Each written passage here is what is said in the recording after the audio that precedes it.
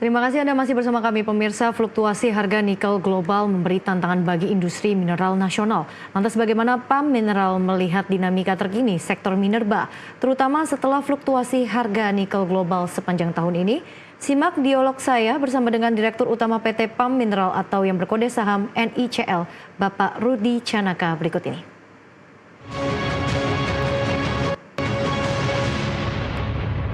Ini telah bergabung bersama kami Rudi Canaka selaku Direktur Utama PAM Mineral Tbk. Selamat siang Pak Rudi. Selamat siang. Bagaimana kabarnya? Sehat selalu. Kabar baik ya tentunya. Kabar baik. Sehat selalu. Baik Pak, langsung saja nih saya ingin bertanya. Banyak sekali dinamika yang terjadi di sektor minerba saat ini.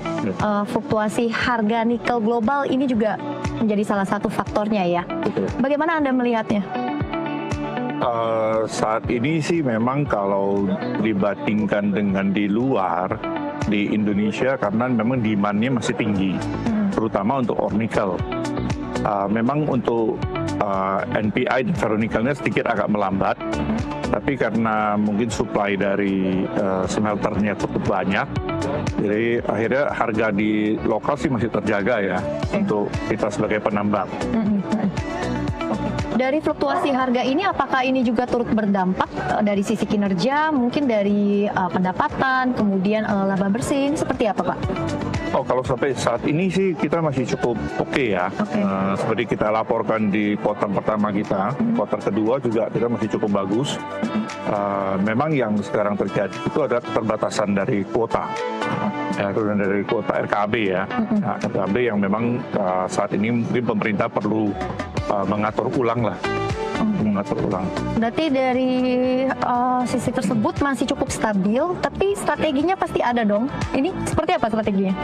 Bagi kita penambang sih, kita strategi tetap sama seperti yang terdahulu, bahwa kita tetap akan melakukan eksplorasi ini dalam rangka konservasi cadangan agar keberlanjutan supply itu tetap terjaga. Nah, ini yang kita selalu tekankan ke teman-teman kita di lapangan. Oke, komoditas ini masih volatil, termasuk nikel juga kita tahu. Nah, pandangan Anda proyeksinya hingga akhir tahun 2025 ini akan seperti apa? Mungkin untuk pengaruhnya ke arah bisnis ini akan seperti apa pandangan Anda? Kalau nikel terutama komoditi saya percaya ya, untuk khususnya mineral ya, mineral saya percaya demand-nya masih tetap akan tinggi ya, selama kita masih mempergunakan logam. Oke. Ya. Oke. Nah, terkait dengan hilirisasi nikel ini salah satunya, bagaimana peran dan juga kontribusi PAM Mineral dalam ekosistem hilirisasi nasional? Salah satu yang kalau kita bicara tentang dari sudut tambangnya, yang pasti adalah kita akan terus melakukan eksplorasi agar terjadi jaminan terhadap supply masa depan, terutama masalah konservasi cadangan. Nah, ini yang akan terus-menerus kita jalanin, juga termasuk mematuhi yang namanya good mining practice, dan sekarang ini yang lebih populer lagi ESG. Ya. Oke. Nah, kedepannya apakah PAM Mineral juga akan memperluas portfolio di sektor hilir seperti mungkin smelter atau produk turunan nikel yang nilai tambahnya ini lebih besar lagi, Pak? Kita masih tetap konsisten di jalur yang pertama. Jadi mungkin kita akan menambah cadangan, menambah luasan tambang UP. Untuk masuk ke hilirisasi mungkin hanya jadi opsi saja. Tapi masih terbuka opsinya? Masih terbuka. Masih terbuka ya? Masih terbuka. Oke. Kolaborasi apakah sudah ada dengan BUMN ini misalnya, atau mungkin mitra-mitra asing untuk mendukung agenda hilirisasi, dan juga pastinya kita ingin dukung dong ya agenda pemerintah untuk kemandirian industri minerba. Betul. Ada beberapa lagi dalam pembicaraan. Ada beberapa lagi dalam pembicaraan. Mungkin boleh di-spill nih Pak, apa nih kira-kira? Mungkin jangan dulu lah. Ada NDA ya. Oke, baik. Nah, dari sisi operasional dan juga ini kita berbicara terkait dengan teknologi ya Pak. Sejauh mana efisiensi operasional dan teknologi baru ini juga mampu membantu perusahaan ini bisa meningkatkan daya saing, mungkin dari sisi investasi juga, ini seperti apa?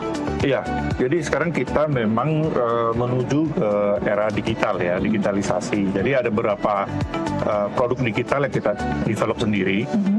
Salah satunya seperti Selamat, Si Pasti. Selamat ini untuk keselamatan pertambangan. Kemudian Si Pasti itu untuk kita memastikan kadar ya, quality control sama quality assurance. Nah, ini yang kita terapkan juga ada beberapa hal seperti di selain proses digitalisasi itu kita juga memakai banyak teknologi. Tentunya salah satu untuk lab ya, di lab kita ada memakai X-ray dan segala macamnya juga kita pakai yang paling akhir, paling canggih. Oke. Nah, dari diversifikasi nih, adakah peluang diversifikasi ke mineral lain seperti mungkin tembaga atau boksit untuk memperkuat struktur bisnis atau masih fokus tetap di nikel? Wah, ini bocoran nih ya. Memang kita juga memang ada pertimbangan ya, ada pertimbangan masuk ke sektor seperti boksit, seperti boksit dan tembaga. Oke. Kira-kira dalam beberapa tahun ke depan mungkin boleh di skill sedikit untuk lebih cepat lebih baik. Oke, baik. Nah, bagaimana juga perusahaan memastikan praktik penambangan berkelanjutan termasuk mungkin dari sisi ESG. Tadi kan Bapak juga sudah sampaikan ini dari aspek lingkungan dan juga sosial di sekitar wilayah operasi penambangan. Ya, kita sudah membentuk satu tim khusus untuk ESG dan masalah keselamatan pertambangan ya. Jadi kita bentuk satu namanya HSE Corporate. Jadi ini yang bertanggung jawab ke depan. Untuk agar semua prosedur, semua hal-hal yang digariskan oleh ESG itu kita bisa laksanakan step by step, tapi dengan terukur. Tetap on track ya? Ya, on track. Begitu. On track. Terakhir mungkin dari saya Pak, target utama PAM Mineral dalam beberapa tahun ke depan, mungkin let's say 3 tahun ke depan, baik dari sisi produksi, ekspansi maupun kontribusinya terhadap ekonomi nasional. Kita ingin menjadi kita sebut junior mining company. Jadi junior mining company ini adalah company yang dengan size yang tidak terlalu besar. Nah, kita ingin menunjukkan bahwa kita ini juga mematuhi yang namanya good mining practice. Dan kita juga yakin kita bisa lakukan sesuai dengan green mining. Green mining. Baik.